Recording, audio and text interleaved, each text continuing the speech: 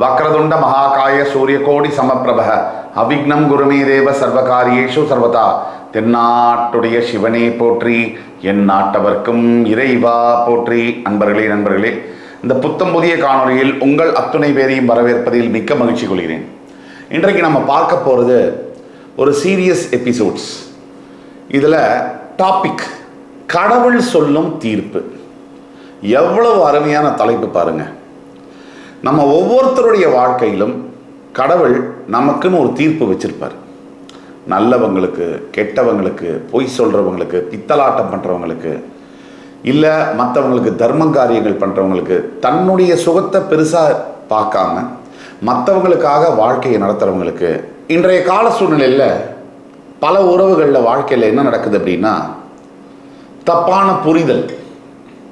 ஒருத்தர் நல்லவராக இருந்தால் அவரை தப்பாக புரிஞ்சுக்கிறது, ஒருத்தர் கெட்டவராக இருந்தால் அவரை நல்லவர்னு புரிஞ்சுக்கிறது. இதனால் வரக்கூடிய விளைவுகள், கான்சிக்வன்சஸ், அந்த பிரச்சனைகள், இதை தாங்க முடியாத மனம், துரோகம், ஏமாற்றம், இதை தாங்கிக் கொள்ள முடியாத மனம், இதனால் வரக்கூடிய பிரச்சனைகள். இப்படி ஒவ்வொருத்தருடைய வாழ்க்கையிலும் நம்ம நல்லது பண்ணால் ஒரு தீர்ப்பு, நம்ம கெடுதல் பண்ணால் ஒரு தீர்ப்பு அப்படின்னு நம்ம நம்புகிறோம்.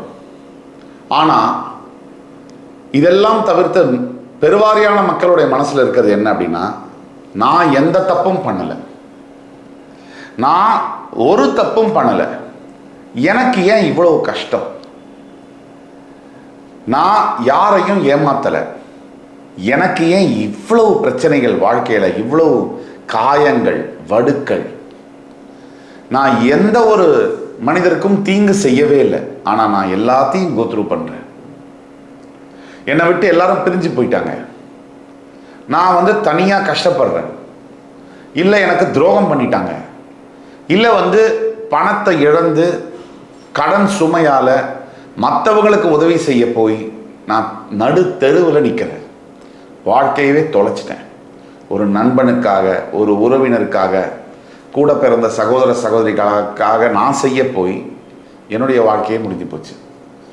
இப்படி கடவுள் இருக்காரா இல்லையா, இந்த கேள்வி பல பேருடைய மனசில் இருக்கு.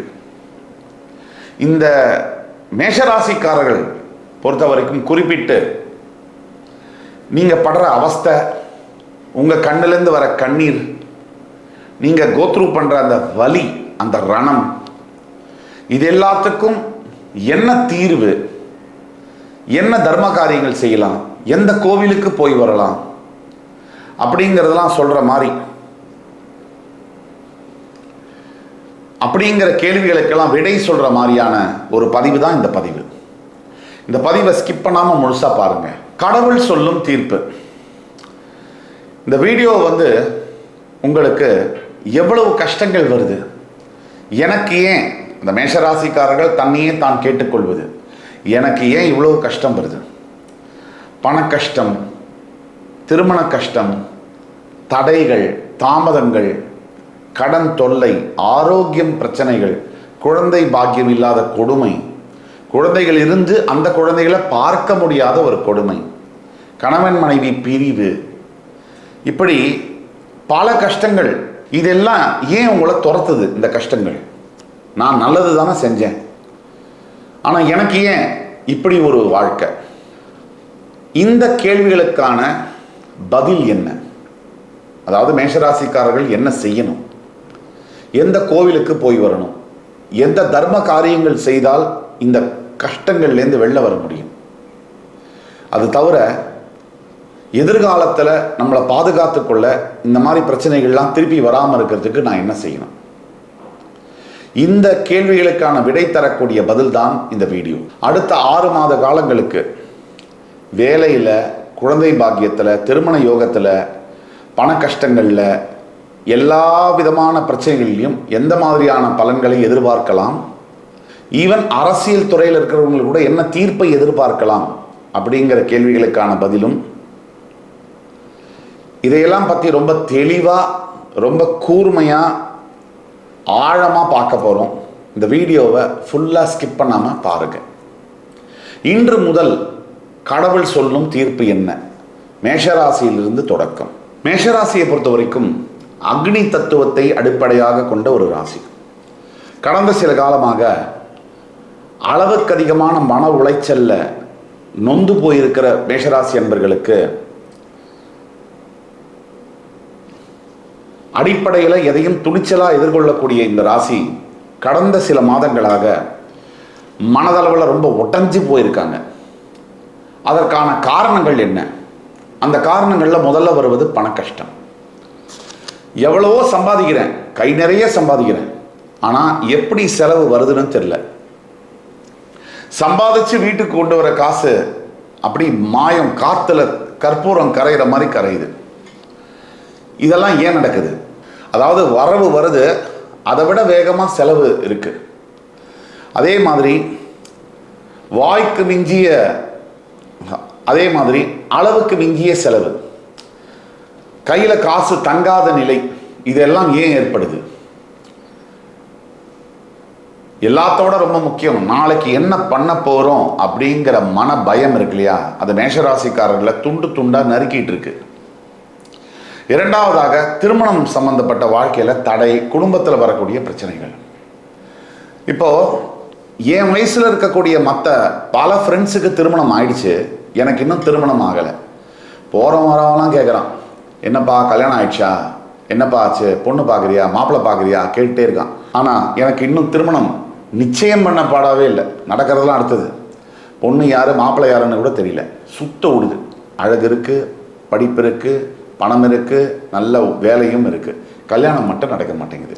இப்படி சொல்லி கதறக்கூடிய 90s கிட்ஸ் ஆகட்டும், 2K கிட்ஸ் ஆகட்டும், ஏன் ஜென்சி கிட்ஸ் ஆகட்டும், பல பேர் இருக்காங்க. மூன்றாவதாக குழந்தை பாக்கியம். சொந்தக்காரங்களாகட்டும், நண்பர்களாகட்டும், கல்யாணமாகி அவன் 2 குழந்தையை பெற்று ஸ்கூல்லையே சேர்த்துட்டான். நமக்கு இன்னும் குழந்தை பிறந்த பாக்கியமே இல்லை. இது எல்லாரும் சராசரியாக நம்ம இந்திய சமுதாயத்தில், எஸ்பெஷலி தமிழ் சமுதாயத்தில் கல்யாணம் ஆன உடனே என்னம்மா ஏதாவது விசேஷம் இருக்கா, என்னப்பா ஏதாவது விசேஷம் இருக்கா, இதை கேட்காதவங்க இருக்க முடியாது. சும்மா போகிறவங்க கூட சொரிஞ்சு விட்டு போயிடுவாங்க. அதாவது நமக்கு குழந்தை பாக்கியம் இல்லைங்கிற, அதாவது நமக்கு குழந்தை பாக்கியம் டிலே ஆகுதுங்கிற வருத்தம் நம்ம மனசை தொலைச்சிக்கிட்டு இருக்கிற அந்த நேரத்தில் வரவன் போகிறவங்களாம் அதை ஏற்றி விட விடுவாங்க. இது வேற இந்த கொடுமை. என்னோட கர்ம வினை ஏன் இப்படி இருக்கு அப்படின்னு கதறி அழுதுட்டு இருக்கக்கூடிய மேஷராசி என்பர்களை சராசரியாக நம்ம பார்க்க முடியும். மேஷராசி என்பர்களுக்கு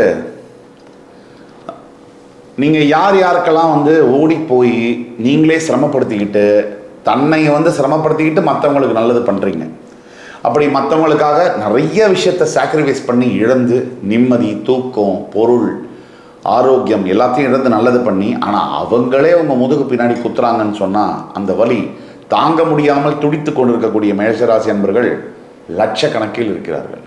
குறைந்தபட்சம் ஒருத்தருக்கு நல்லது பண்ணுறோன்னா அவங்க நமக்கு திருப்பி நல்லது பண்ணலைனாலும் பரவாயில்ல, துரோகமும் வஞ்சமும் அவங்களே நமக்கு பண்ணால் அது கொடுக்கக்கூடிய வலி ரொம்ப ஆழமான ஒரு விஷயம். அதே மாதிரி உத்தியோகஸ்தர்கள், வேலை செய்யக்கூடியவர்கள் இரவு பகல் பார்க்காம உழைக்கிறீங்க. ஆனால் நீங்கள் உழைச்சி உங்களுக்கு ஒரு பேர் புகழெல்லாம் இல்லைன்னா கூட பரவாயில்ல, உங்களை அவசொல் சொல்லி அவமரியாதைப்படுத்துறதும், அதுக்கும் மேலே ஒரு பதவி உயர்வோ இல்லை சம்பள உயர்வோ கூட கொடுக்காம முதுகுக்கு பின்னாடி உங்களை பற்றி தவறாக பேசுகிறதும், ஆஃபீஸில் இந்த பேக் ஸ்டாப்பிங், காசிப்பிங், இது மூலிமா உங்களை அணுவணுவாக சித்திரவதை பண்ணுறதும், ஹியூமிலியேட் பண்ணுறது, அவமானப்படுத்துறதும் நடந்துட்டு இருக்குது. இதுவும் உங்கள் மனசில் நமக்கு ஏன் இந்த அநீதி அப்படிங்கிற கேள்வியும் உங்கள் மனசை தொலைச்சி எடுக்குது. இதுக்கான பதிலும் தெரில. என்ன செய்தால் நல்லது எனக்கு நடக்கும், அதாவது ரெமிடிஸ் பற்றி பேச போயிடலாம். அதை பற்றி பேச போகும்போது மேஷராசிக்கான முதல் விஷயம் என்ன செய்யணும் அப்படின்னா முருகன் வழிபாடு. ராசி செவ்வாயினுடைய அதிபதி முருகன். அறுபடை வீடுகளில் போய் நீங்கள் தரிசனம் பண்ணக்கூடியது இன்னைக்கு நீங்கள் பார்க்கக்கூடிய அவ்வளவு வேதனைகளுக்கும் அத்துணை பிரச்சனைகளுக்கும் உங்களுக்கு உறுதுணையாக இருந்து அந்த பிரச்சனைகள்லேருந்து உங்களை வேல் மயில் துணை அப்படின்னு சொல்லுவாங்க. வேலும் மயிலும் துணை, யாமிருக்க பயமேன் என்று சொல்லக்கூடிய உங்கள் ராசியினுடைய தெய்வமான முருகனை வழிபட வழிபட அறுபடை வீடுகள் முடிஞ்சால் நீங்கள் போயிட்டு வந்தீங்கன்னா அவ்வளவு நல்லது உங்களுக்கு. அதே மாதிரி திருமண தடை இருக்கக்கூடிய மேஷராசி என்பர்கள், இந்த திருமண தடை நீங்க கணவன் மனைவி பிரச்சனைகள் சரியாக ஒவ்வொரு வெள்ளிக்கிழமை தோறும் துர்க்கை அம்மனுக்கு அருகாமையில் இருக்கக்கூடிய அம்மன் கோவிலில் துர்க்கை அம்மனை வேண்டிக்கிட்டு எலும்பிச்சம்பழத்தில் விளக்கேற்றி நீங்கள் வந்து வழிபட்டு வரணும்.